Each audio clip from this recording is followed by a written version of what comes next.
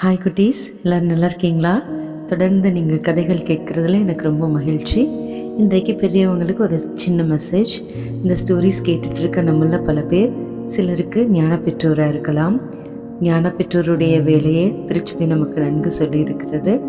பக்கத்தில் இருக்காங்க அப்படின்னா, நம்மளை சுற்றி அவங்க இருக்கிறாங்க அப்படின்னா, அவங்கள தினமும் ஜெபம் சொல்ல சொல்லியும் திருப்பலிக்கு தவறாமல் கலந்து கொள்ள சொல்லியும் நம்ம மோட்டிவேட் பண்ண முடியும். ஒருவேளை தூரத்தில் இருக்காங்க அப்படின்னா, இந்த மாதிரி இறையியல் கருத்துக்களையும் இறையியல் கதைகளையும் அவங்களுக்கு நீங்கள் ஃபார்வர்ட் பண்ணி அவங்கள ஞான காரியங்களை வளர்ப்பதற்கு முயற்சி செய்யலாம். All the best. இன்றைக்கு நம்ம கதைக்குள்ளே போக போகிறோம். நேற்று வரைக்கும் பழைய எபிசோட்ஸ் வரைக்கும் 10வது காட்சி வரைக்கும் பார்த்தோம். இன்றைக்கு நம்ம பார்க்க போகிறது 11வது காட்சி. அன்றைக்கு பிப்ரவரி மாதம் 28வது நாள், ஞாயிற்றுக்கிழமை. விடாமல் மழை பெஞ்சுக்கிட்டே இருக்கு. தொடர்ந்து மழை பெஞ்சிட்டு இருந்தாலும், கடுமையான குளிர் இருந்தாலும் 2000 பேருக்கும் மேலே அதிகாலையிலேயே மசாபியல் குகையில் கூடியிருக்கிறாங்க. பெர்னதத் சரியாக காலையில் 7 மணிக்கு கெபிக்க வராங்க. வழக்கம் போல் ஜெபமாலை ஜெபிக்க தொடங்குறாங்க. தரையில் முகம் குப்புற விழுந்து எழுந்திருக்கிறாங்க. இது அன்னை சொல்லி கொடுத்த ஒரு புதிய பக்தி முயற்சி இல்லையா?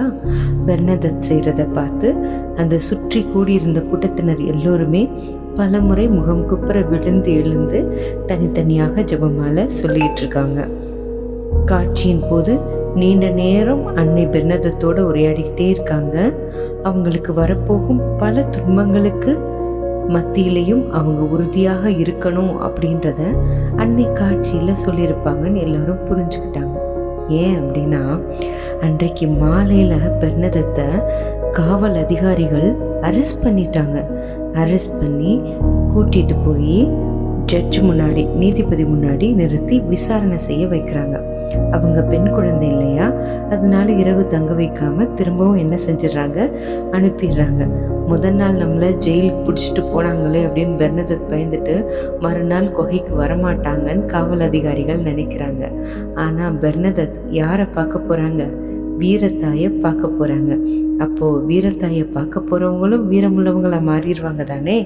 மார்ச் மாதம் 1ஆம் தேதி 12வது காட்சிக்காக திங்கட்கிழமை போகிறாங்க. பெர்னதத் தனியாக போக வேண்டான்னு சொல்லிட்டு பெர்னதத்தோட தந்தை லூயிசா சூபிரும் என்ன பண்ணுறாருன்னா, மசாபியல் குகைக்கு மகளோட சேர்ந்து முதல் முறையாக போகிறாரு. பெர்னதத்தோட வருகையை எதிர்பார்த்து இந்த முறை கூடியிருந்தவங்களோட எண்ணிக்கை எவ்வளவு? 2600 பேர். பெர்னதத்தோட முகத்தை பார்க்கறதுக்காக, அவங்களுடைய பரவச நிலையை பார்ப்பதற்காக, அந்த பரவச நிலையில் அவங்க எவ்வளவு அழகாக மாறுறாங்கன்றத உற்று பார்ப்பதற்காக அத்தனை ஜனங்கள் கூடியிருக்கிறாங்க. அன்னைக்கு பெர்னதத் என்ன செய்கிறாங்க அப்படின்னா, முழங்கால் போட்டு ஜெபம் பண்ணுறாங்க. அப்போது பெர்னதத் வழியாக உலக மக்கள் அனைவருக்கும் ஒரு முக்கியமான செய்தியை அன்னை சொல்கிறாங்க. இதுவரைக்கும் அன்னை தனக்கு சொன்ன எல்லா செய்திகளையும் மனதில் உள்ள அறைக்குள்ளே பூட்டி வைத்து பாதுகாத்துட்டு இருந்த பெர்னதத் இன்றைக்கு அன்னை உலக மக்களுக்கு சொல்கிற செய்தியை முழங்கால்லேருந்து உடனே எழுந்து சுற்றி இருக்கிற எல்லா ஜனங்களையும் பார்த்து சத்தமாக சொல்கிறாங்க. என்ன சொன்னாங்க தெரியுமா? மாதா இதுதான் சொல்லியிருக்கிறாங்க, தினமும் ஜெபமாலை ஜெபியுங்கள். எவ்வளவு ஏழைகளாக இருந்தாலும் ஒரு ஜெபமாலையை எப்போதும் உங்களோட எடுத்து செல்லுங்கள் அப்படின்னு அம்மா நமக்கெல்லாம் சொல்கிறாங்க அப்படின்னு பெர்னதத் சொல்கிறாங்க. பெர்னதத் தினமும் ஜெபமாலை ஜெபிக்க சொல்லி அம்மா சொல்கிறாங்கன்னு சொன்ன உடனே எல்லாரும் சரி சரின்னு வேகமாக ஆமோதிச்சு மண்டையாட்டுறாங்க. அதே போல் எவ்வளவு ஏழையாக இருந்தாலும் கையில் ஜெபமாலை வச்சுக்கோங்க அப்படின்னு அம்மா சொல்கிறாங்கன்னு பெர்னதத் சொன்ன உடனே அவங்க கையில் ஜெபமாலை இல்லைன்னு நினச்சிட்டு கூட்டத்தில் இருந்து ஒருத்தர் வேமா அவரோட ஜெபமாலையை பெர்னதத்துக்கு கொடுக்குறாங்க. இதை பார்த்த உடனே அம்மா கேட்குறாங்க பெர்னதத் கிட்ட, பெர்னதத் உன்னோட ஜெபமாலை எங்க அப்படின்னு.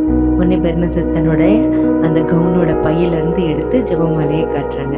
அம்மா புன்னகை செஞ்சுக்கிட்டே, ஆசையாக கொடுத்துருக்காரு இல்லையா, அந்த ஜெபமாலையும் நீ வாங்கிக்கோ அப்படின்னு சொல்கிறாங்க. இப்படி அம்மா 12வது நாள் காட்சி கொடுத்து முடிக்கிறாங்க. 13வது நாள் காட்சி மார்ச் மாதம் 2ஆம் தேதி செவ்வாய்க்கிழமை கிடைக்கிது. இன்று கெபிக்கு பெர்னதத் ஜெபமாலை ஜெபிக்க தொடங்குறாங்க. அம்மா குகையில் தோன்றி பேச ஆரம்பிக்கிறாங்க. கொஞ்ச நேரத்திலே காட்சி முடிச்சிருது. 3000 பேர் அன்னைக்கு கூடியிருந்தாங்க. பிப்ரவரி மாதம் 27ஆம் தேதி மாதா ஒரு வேண்டுகோள் வச்சாங்க இல்லையா பெர்னதத் கிட்ட. என்னது, இந்த இடத்துல ஒரு கோவில் கட்டணும்னு சொல்லிட்டு போய் உங்களோட பாரிஸ் பிரிஸ்ட் கிட்ட போய் சொல்லுங்க, பங்கு தந்தைகிட்ட போய் சொல்லுங்க, நிறைய மக்கள் இங்கே திரியாத்திரையா வரணுன்றத அம்மா விரும்புகிறாங்கன்னு தெரியப்படுத்துங்கன்னு சொன்னாங்க இல்லையா. அதை மீண்டுமாக ஞாபகப்படுத்துகிறாங்க.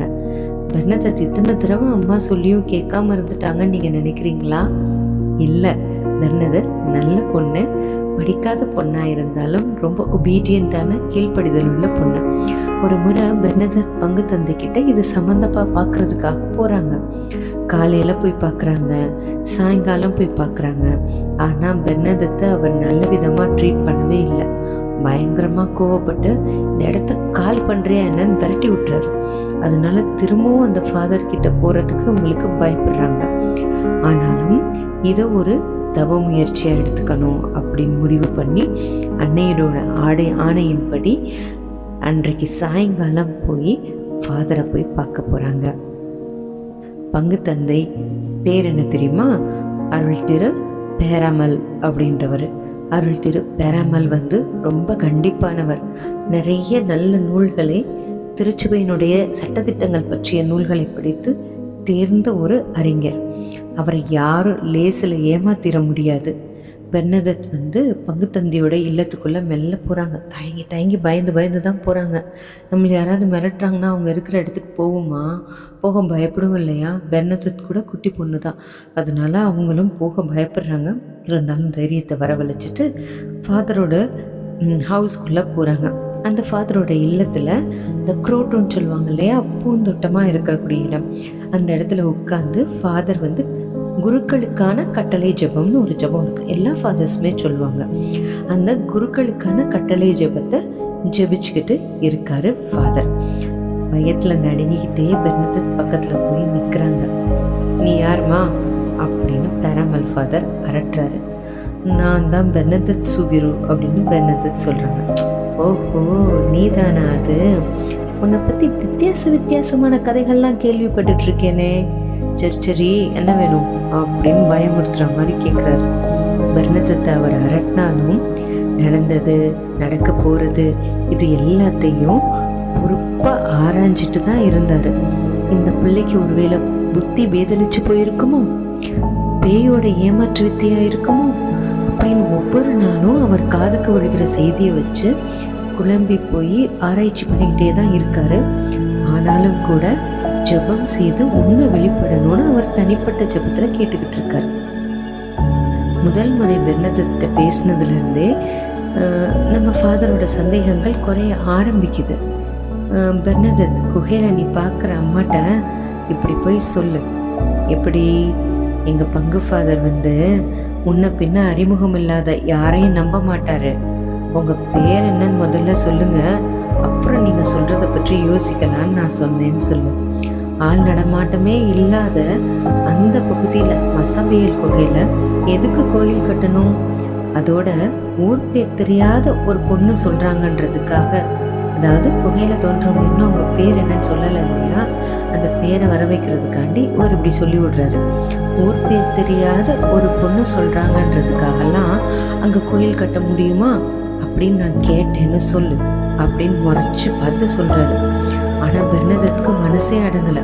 அம்மா எத்தனை முறை நம்மளை அந்த இடத்துல கோவில் கட்ட சொல்லிட்டாங்க, மக்கள் எல்லாம் திரையா வரணும்னு அம்மா ஆசைப்படுறாங்களே அப்படின்னு மனசு வெம்பி வெதும்பி, இல்லை ஃபாதர், அங்கே கோயில் கட்டாயம் கட்டியே ஆகணும், அந்த அம்மா கட்டாயம் சொல்லிட்டாங்க, மக்கள் எல்லாம் அங்கே திரையா வரணுமா, அங்கேருந்து ஜெபமால சொல்லணுமா, அம்மா ரொம்ப ஆசைப்படுறாங்க, அம்மா என்கிட்ட கட்டாயம் இதை நீங்கள் நிறைவேற்றி தரணும்னு கேட்டாங்க அப்படின்னு பெர்னதத் திரும்ப சொன்னதையே கிளிப்பிள்ள மாதிரி சொல்லிட்டு இருந்தாங்களாம்.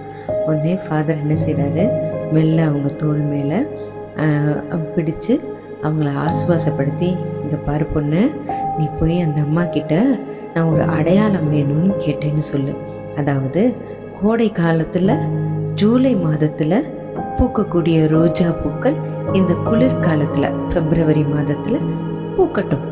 அப்படி பூத்துச்சு அப்படின்னா நான் அந்த அம்மா சொல்கிறத செய்கிறேன்னு அந்த அம்மாட்ட போய் சொல்லுன்னு அனுப்பி வைக்கிறாரு. பெர்னதத்துக்கு தான் ரொம்ப நம்பிக்கையுள்ள பொண்ணாச்சே, அம்மாவால் செய்ய முடியாதது ஏதாவது இருக்கா என்ன?